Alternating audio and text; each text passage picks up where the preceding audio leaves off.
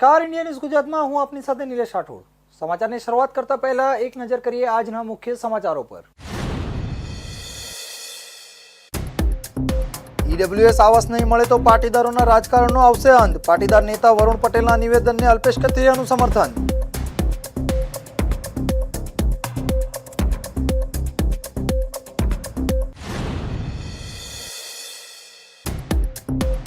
Natural rough હીરાના ભાવમાં 10% જેટલો મોટો ઘટાડો. ઘટાડાની સીધી અસર નાની સાઇઝના હીરા પર કામ કરતા લાખો કારીગરોના રોજગાર પર પડવાની શક્યતા.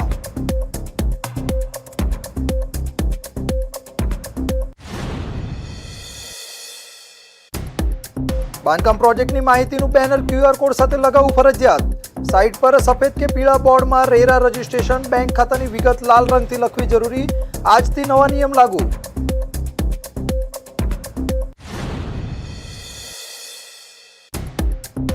ટ્રાફિક પોલીસ દ્વારા શહેરના તમામ ઝોનમાં સ્પેશિયલ ડ્રાઈવ શરૂ. સિગ્નલ ભંગ કરવું, સ્ટોપ લાઇન ક્રોસ કરવી અને ડાબી બાજુની જગ્યા બ્લોક કરનાર સામે કરવામાં આવશે કાર્યવાહી.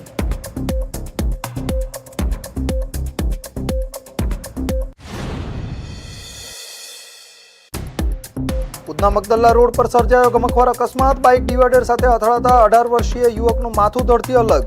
પરિવારમાં છવાયો શોકનો માહોલ.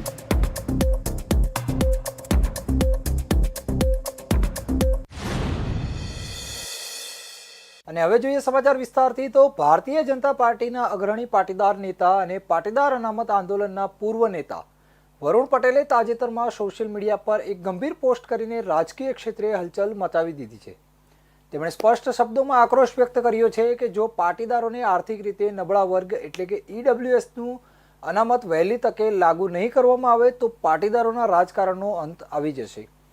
વરુણ પટેલના નિવેદને સુરતના પાટીદાર અને ભાજપ નેતા અલ્પેશ કથિરિયાએ ખુલ્લું સમર્થન આપીને આ મુદ્દાને વધુ વેગ આપ્યો છે. વરુણ પટેલે પોતાની સોશિયલ મીડિયા પોસ્ટમાં જણાવ્યું છે કે તાજેતરમાં મહેસાણાની દૂધસાગર ડેરીની યોજાયેલી ચૂંટણીમાં ડેરીના મતદારોના લિસ્ટ પ્રમાણે પાટીદારોના પ્રતિનિધિત્વ પર કાતર ફેરવવામાં આવી છે. આ સહકારી ક્ષેત્રે પાટીદારોના રાજકીય રકાસ છે.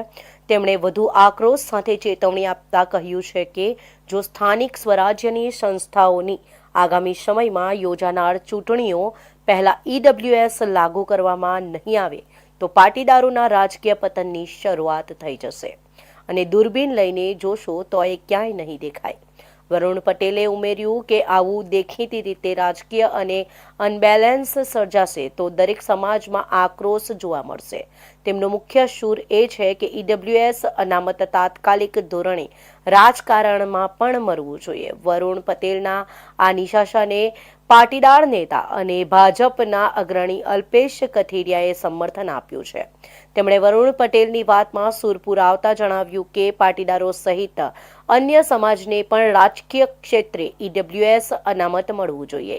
કથિરિયાએ પણ આ મામલે સક્રિયતા દર્શાવી છે અને સ્થાનિક સ્વરાજ્યની ચૂંટણીઓમાં લાભ મેળવવા માટે ઈડબ્લ્યુએસ અનામતની તાત્કાલિક જરૂરિયાત પર ભાર મૂક્યો છે. હાલમાં વરુણભાઈએ જે બાબત મૂકી છે મીડિયા સમક્ષ, એમાં બે બાબતોનો સમાવેશ. એક તો દૂધસાગર ડેરીની અંદર 21% પણ વધારે મતદારો હોય અને માત્ર 2 ડિરેક્ટરનો સમાવેશ થયો છે, અને સાથોસાથ ભવિષ્યની અંદર 10% ઈડબ્લ્યુએસ લાગુ નહીં થાય તો સમાજને નુકસાન થશે.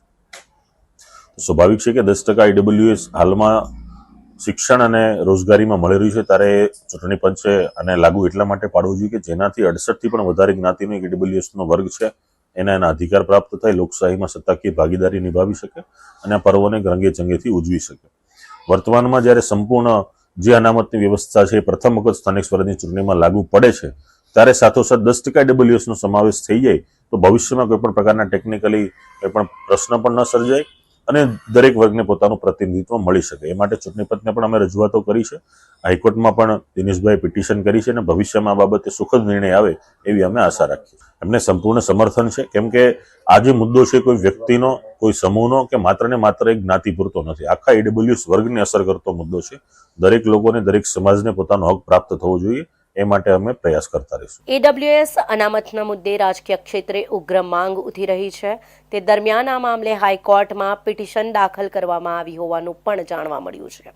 પાટીદાર નેતાઓનું માનવું છે કે કોર્ટના હસ્તક્ષેપ અથવા સરકારના ઝડપી નિર્ણયથી વહેલી તકે રાજકારણમાં આ અનામત લાગુ થઈ શકે છે, જે ખાસ કરીને આગામી સ્થાનિક સ્વરાજ્યની ચૂંટણીઓમાં સમાજને મોટો લાભ અપાવી શકે છે. સમગ્ર મામલો પાટીદાર સમાજના રાજકીય પ્રતિનિધિત્વની આસપાસ કેન્દ્રિત છે અને ભાજપના જ બે અગ્રણી નેતાઓ દ્વારા આ રીતે જાહેર પ્લેટફોર્મ પર માંગ ઉઠાવવામાં આવતા રાજ્યના રાજકારણમાં નવો વળાંક આવ્યો છે. સુરતના હીરા ઉદ્યોગમાં ફરી એકવાર મંદીની ઘેરી અસર વર્તાઈ રહી છે. વૈશ્વિક માંગમાં અચાનક ઘટાડો થવાને કારણે નાની સાઇઝના નેચરલ રફ હીરાના ભાવમાં છેલ્લા એક સપ્તાહમાં આશરે 10% જેટલો મોટો ઘટાડો નોંધાયો છે. આ ભાવ ઘટાડાની સીધી અને ગંભીર અસર લાખો રત્ન કલાકારોની કામગીરી અને તેમના રોજગાર પર પડવાની શક્યતા છે. હીરા ઉદ્યોગમાં મંદીનું એક મુખ્ય કારણ લેબગ્રોન ડાયમંડ એટલે કે LGD નો વધતો દબદબો છે.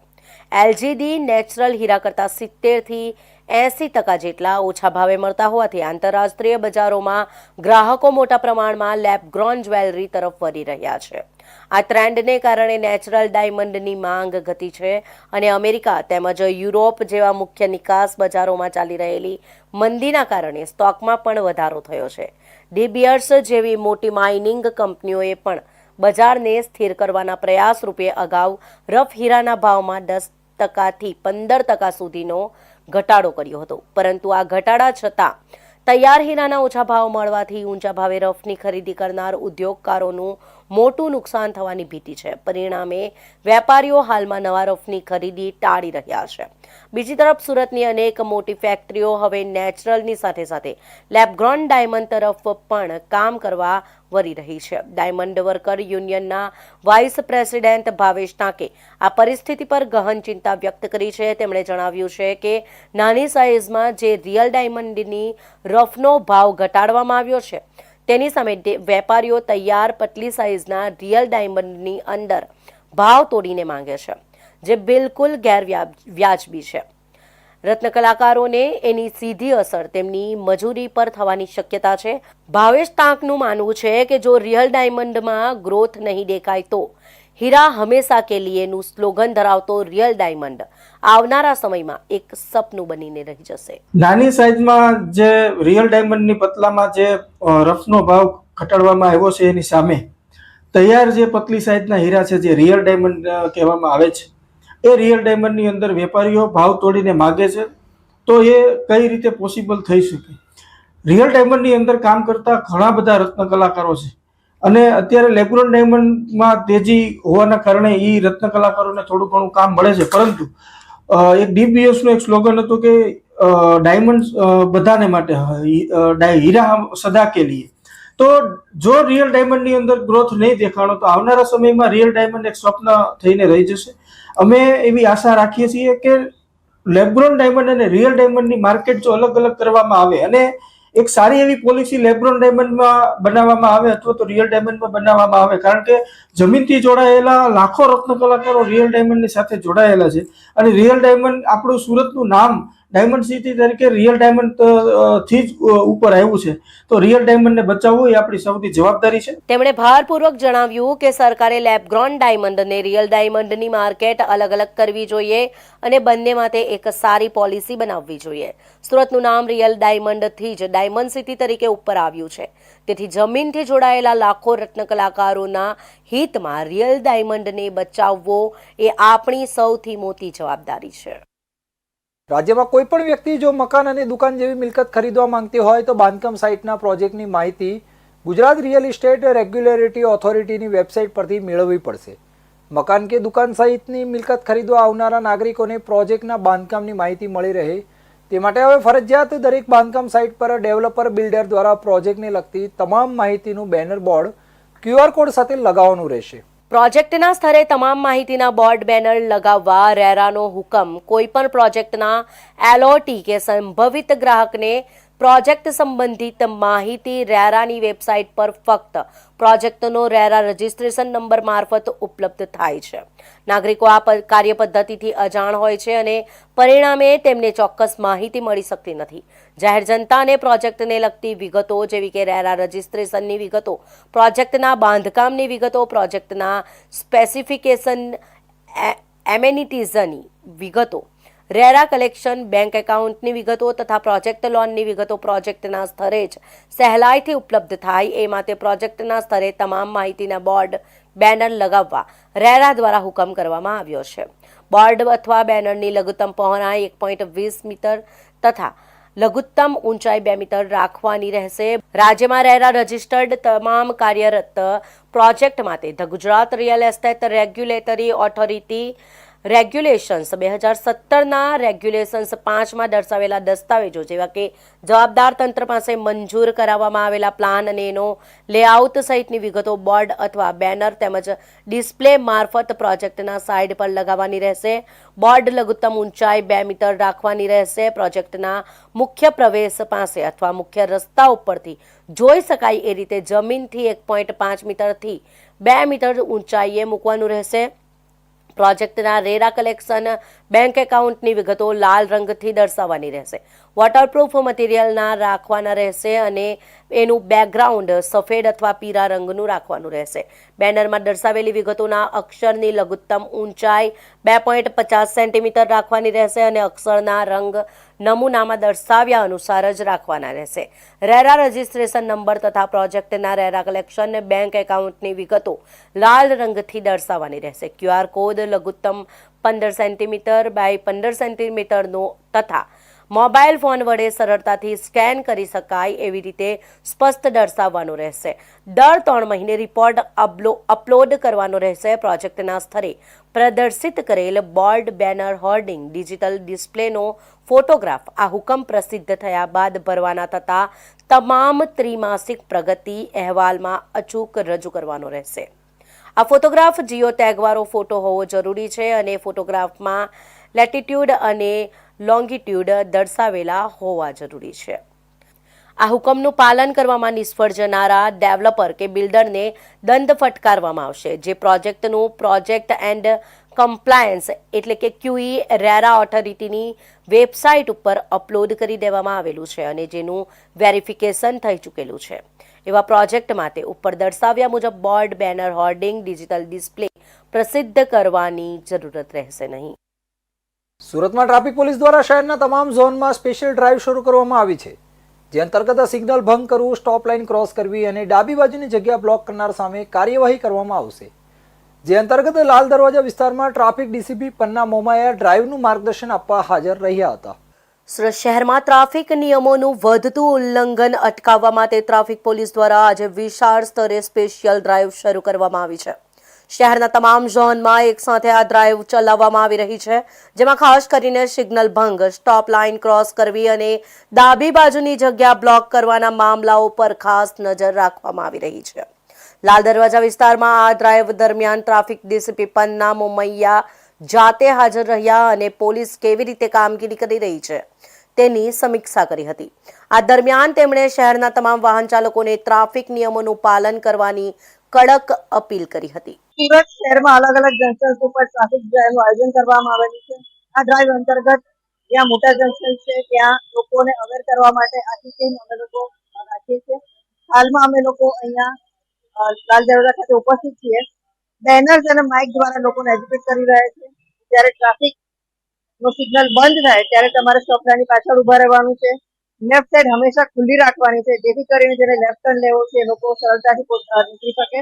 અને સાથોસાથ જે રોંગ સાઈડ ચલાવી રહ્યા છે એ લોકોને અમે દંડ કરી રહ્યા છે, કારણ કે રોંગ સાઈડ ચલાવવું ખૂબ રિસ્કી છે. તે પોતાની જિંદગી જોખમમાં નાખે છે અને સામેથી જે વ્હીકલ પોતાના રસ્તામાં સાચી રીતે આવતો હોય છે એને ખબર નથી હોતી, એની સાથે એક્સિડન્ટ થઈ શકે છે. આ રીતે બે જિંદગી જોખમમાં મુકાઈ શકે છે. એટલે રોંગ સાઈડ ચલાવવું ખૂબ રિસ્કી છે.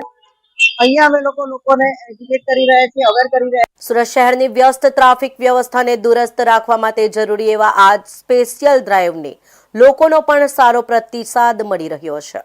ટ્રાફિક પોલીસે સ્પષ્ટ કર્યું છે કે નિયમોનું ઉલ્લંઘન કરનાર સામે હવેથી વધુ કડક કાર્યવાહી કરવામાં આવશે. હવે સમય છે એક વિરામનો.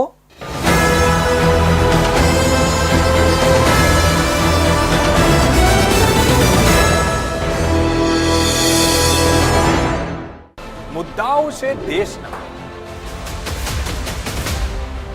પેનલ પર થશે ચર્ચા, વાતમાં થશે સ્પષ્ટ સંવાદ. અમે લાવીએ છીએ તમારા પ્રશ્નોને મંચ પર.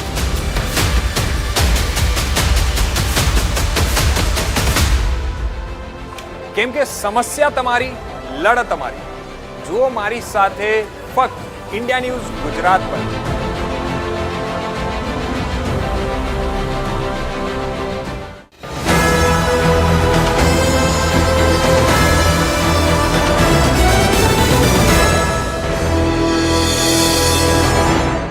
વિરામ બાદ ફરી આપનું સ્વાગત છે. સુરતમાં એક અત્યંત હૃદયદ્રાવક અને લાલબત્તી સમાન કિસ્સો સામે આવ્યો છે, જેણે દરેક વાલી અને યુવાનોને હચમચાવી દીધા છે. માત્ર 18 વર્ષની વયના એક આશાસ્પદ યુવાન અને સોશિયલ મીડિયા ઇન્ફ્લુએન્સર પ્રિન્સ પટેલનું બાઇક અકસ્માતમાં કમકમાટી ભર્યું મોત નીપજ્યું છે. આ ઘટનામાં સૌથી ચોંકાવનારી વાત એ છે કે મૃતકે પોતાના મોતના માત્ર 2 દિવસ પહેલા જ સોશિયલ મીડિયા પર એક રીલ પોસ્ટ કરી હતી, જેમાં તે મોત અને સ્વર્ગની વાતો કરી રહ્યો હતો, જે આજે તેના માટે એક ભયાનક હકીકત બની ગઈ છે. સમગ્ર ઘટનાની વિગતે વાત કરીએ તો આ અકસ્માતમાં મોતને ભેટનાર પ્રિન્સ પટેલ પોતાની KTM બાઇક લઈને સુરતના યુનિવર્સિટી રોડ તરફથી આવી રહ્યો હતો અને બ્રેડલાઇનર બ્રિજ પરથી નીચે ઉતરી રહ્યો હતો. બ્રિજ ઉતરતી વખતે બાઇકની સ્પીડ એટલી વધારે હતી કે તેણે સ્ટિયરિંગ પરથી કાબુ ગુમાવી દીધો હતો. કાબુ ગુમાવતા જ બાઇક જોરદાર ધડાકા સાથે ડિવાઈડર સાથે અથડાઈ હતી. અકસ્માતની તીવ્રતા એટલી ભયાનક હતી કે જોનારાના કાળજા કંપી ગયા હતા. પ્રિન્સનું માથું અને ધડ અકસ્માતના કારણે અલગ થઈ ગયા હતા અને ઘટના સ્થળે જ તેનું પ્રાણ પંખેરું ઉડી ગયું હતું. અકસ્માતની જાણ થતાં જ ખતોદરા પોલીસ સ્ટેશનનો કાફલો તાત્કાલિક ઘટના સ્થળે દોડી આવ્યો હતો. પોલીસે મૃતદેહનો કબજો લઈ તેને પોસ્ટમોર્ટમ માટે ખસેડ્યો છે અને અકસ્માતનો ગુનો નોંધી વધુ તપાસ હાથ ધરી છે. 18 વર્ષના જુવાન જોત દીકરાના અચાનક મોતથી પટેલ પરિવારમાં શોકનું મોજું ફરી વળ્યું છે. પોલીસની પ્રાથમિક તપાસમાં સામે આવ્યું છે કે પ્રિન્સે હેલ્મેટ પહેર્યું ન હતું. જો તેણે સારી ગુણવત્તાનું હેલ્મેટ પહેર્યું હોત તો કદાચ આ જીવલેણ ઈજાથી બચી શકાયું હોત, અથવા તો શરીરના અંગો આ રીતે ક્ષત વિક્ષત ન થયા હોત. મૃતક યુવકની માતા આવાસમાં રહીને દૂધ વેચાણ કરી મહા મહેનતે પોતાનું ગુજરાન ચલાવતી હતી. પ્રિન્સ તેની માતાનો એકમાત્ર દીકરો હતો. તેણે ધોરણ 10 સુધીનો અભ્યાસ કર્યો હતો. દીકરો મોટો થઈને પરિવારનો આધાર બનશે તેવી માતાની આશાઓ હતી, પરંતુ ઓવર સ્પીડિંગ અને રીલ બનાવવાની ઘેલછાએ એક ગરીબ માતા પાસેથી તેનો એકમાત્ર આધાર છીનવી લીધો છે અને હવે આ ઘટના બાદ તે માતા એકલી પડી ગઈ છે. કઈ નહીં ભાઈ, આવ્યો સ્પીડમાં મેં ડિવાઈડરથી ઠોકાઈ ગયો. પછી મેં ગાડી એટલી ચાલતી ગઈ, અમે લોકો પણ ગભરાઈ ગયા. એટલે શું થયું તેમ આખા અકસ્માતમાં? કઈ નહીં, વાઇબ્રેટ થઈ ગયેલી એની ગાડી ડિવાઈડરમાં, હા. તો એટલે ઠોકાઈ ગઈ, એની ગાડી સ્લીપ થઈ ગઈ. પછી વ્યક્તિનું કઈ રીતે હાલત હતી? અમે જોયું એટલે ખોલ્યું એને માથું જ નહીં હતું, મોઢું જ હતું જ નહીં. તો અમે લોકો જોઈને ગભરાઈ 108 ને બોલાવી, 108 તરત આવી. આ ઘટના આજના યુવાનો માટે એક ચેતવણી રૂપ કિસ્સો છે. સોશિયલ મીડિયા પર રીલ બનાવવાના મોહમાં અને સ્પીડના થ્રિલમાં યુવાનો પોતાની અને બીજાની જિંદગી જોખમમાં મૂકી રહ્યા છે. હેલ્મેટ જેવી પ્રાથમિક સુરક્ષાને અવગણવી અને રસ્તા પર બેફામ ગતિએ વાહન ચલાવવું કેટલું મોંઘું પડી શકે છે તે પ્રિન્સ પટેલની આ ઘટના પરથી સ્પષ્ટ થાય છે. દેશની એકતા, અખંડિતતા અને રાષ્ટ્રીય ચેતનાના પ્રતીક લોખંડી પુરુષ સરદાર વલ્લભભાઈ પટેલની 150મી જન્મજયંતિના ઉજવણીના ભાગરૂપે મુંબઈથી પ્રસ્થાન થયેલી ગોદાવરી પ્રવાહ યાત્રા સુરતના વાલકપાટિયા સ્થિત સૌરાષ્ટ્ર પટેલ સેવા સમાજ જમનાબા વિદ્યાર્થી ભવન ખાતે આવી પહોંચી હતી. આ યાત્રાના આગમન પ્રસંગે ઢોલ નગારાના નાદ સાથે યુવા કાર્યકરોનું પરંપરાગત તિલક કરી દેશભક્તિના સૂરો વચ્ચે યાત્રાળુઓને આવકાર્યા હતા.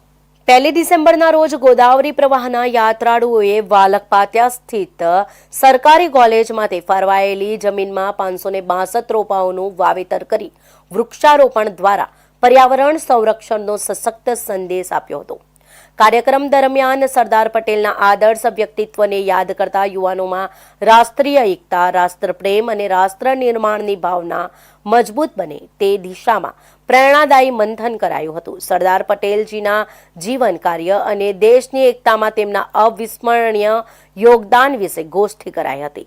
જિલ્લા યુવા અને સાંસ્કૃતિક પ્રવૃત્તિની કચેરી સુરત દ્વારા રાત્રે યોજાયેલા ભવ્ય સાંસ્કૃતિક કાર્યક્રમમાં ગણેશ વંદના, મિશ્ર રાસ, ગરબો અને આદિવાસી લોકનૃત્ય અને સપ્તરંગી ગુજરાત જેવા નૃત્યો રજૂ કરવામાં આવ્યા હતા. ગોદાવરી યાત્રામાં સામેલ દક્ષિણ ભારતના વિવિધ રાજ્યોના યુવાઓએ સુરત આગમન દરમિયાન આદિવાસી નૃત્યોના તાલે ઝૂમી ગરબે ઘૂમ્યા હતા. मैं पहले बार सूरत आया हूँ और यहाँ का welcoming it was marvellous, wonderful. जैसा हमको वेलकम किया ये आने के बाद स्टेज फंक्शन गरबा था, it was divine full. And पहला एक डांस था, it was colourful, and last में dandiya, it was powerful, it packed powers in a steps. The steps were very very complicated and it was very totally all nice. And यहाँ का खाना पाना है ना, we are tasting first time and it is very very good. And tomorrow we are going to plant 560 पौधे लगा रहे हैं इसमें, क्योंकि आई कैन क्या हो रहा है, कम्युनिकेशन थोड़ा आपको समझ नहीं आ रहा होगा, क्योंकि I am from Karnataka. The own experience जैसा हमारा भावना है उसको हमारा भाषा में ही व्यक्त कर सकते हैं। I hope you can understand, but it's a wonderful experience. And we can say Sardar जी का जो मोटिव था सबको मिलाने का, इट्स ड्रीम कमिंग ट्रू। सो मैं इतना कह सकता हूँ। આ પ્રસંગે રાષ્ટ્રીય પોલિસી એન્ડ રિસર્ચના સંયોજક વરુણ ઝવેરી, યુવા મોરચાના પ્રદેશ મહામંત્રી ઈશાન સોની, સુરત યુવા મોરચાના અધ્યક્ષ ભાવિનભાઈ પ્રભારી ભાવિકાબેન, મહામંત્રી પાર્થભાઈ વિવેકભાઈ, શહેર ઉપાધ્યક્ષ પ્રવીણ પાટીલ, મંત્રી ચિરાગ સાવલિયા, હર્ષ મહેતા, દક્ષિણ મજૂરા પ્રાંત અધિકારી વિજય ભંડારી, પૂણા મામલતદાર શ્રી સુનિલભાઈ વાણિયા, કોર્પોરેટરો સહિત મહામંત્રી કાળુભાઈ ભીમનાથ, સંગઠનના હોદ્દેદારોએ ઉપસ્થિત રહીને યાત્રાને આવકારી હતી અને સરદાર વલ્લભભાઈ પટેલની પ્રતિમાને પુષ્પાંજલિ અર્પણ કરી હતી. સુરત મહાનગરપાલિકાની એક મોટી બેદરકારીનો મામલો સામે આવ્યો છે. શહેરના કોસાડ આવાસ વિસ્તારમાં મનપાની બેદરકારીના કારણે એક ગંભીર અકસ્માત સર્જાયો હતો. રોડ પર ખુલ્લેઆમ મુકાયેલા પાણીના પાઇપ સાથે ધડાકાબંધ એક રિક્ષા અથડાતા રિક્ષા પલટી મારી ગઈ હતી. જોકે આ સમગ્ર ઘટના નજીકમાં લાગેલા સીસીટીવી કેમેરામાં કેદ થઈ જવા પામી છે. સુરતમાં ફરી એકવાર મનપાની બેદરકારી સામે આવી છે. કોસાડ આવાસ વિસ્તારમાં રોડ પર ખુલ્લેઆમ મુકાયેલા પાણીના પાઇપને કારણે ગંભીર અકસ્માત સર્જાયો હતો. રોડના મધ્યમાં પાણીનો પાઇપ મુકાયેલ હોવા છતાં ત્યાં કોઈ પણ પ્રકારના બેડકેટ અથવા ચેતવણીના બોર્ડ મૂકવામાં આવ્યા ન હતા, જેના કારણે રાત્રિના સમયે વાહન ચાલકો માટે રસ્તો જોખમભર્યો બની ગયો હતો. આ દરમિયાન એક ઓટો રિક્ષા આ પાઇપ સાથે જોરદાર ટક્કર ખાતા પલટી મારી ગઈ હતી. ટક્કરનો ઝાટકો એટલો મોટો હતો કે રિક્ષા ઊંધી પડી ગઈ હતી.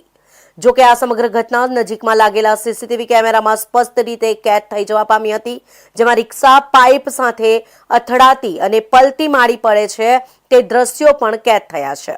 ઘટના બાદ આજુબાજુના રહેવાસીઓ અને રસ્તા પર ફરતા લોકો તરત જ દોડી આવ્યા હતા અને રિક્ષામાં ફસાયેલા લોકોને બહાર કાઢ્યા હતા. સદભાગ્યે આ ગંભીર અકસ્માતમાં કોઈ જાનહાનિ થઈ નથી, પરંતુ રિક્ષાને નુકસાન થયું છે અને મુસાફરોને પણ ઈજાઓ પહોંચી હોવાનું સ્થાનિક લોકોનું કહેવું છે.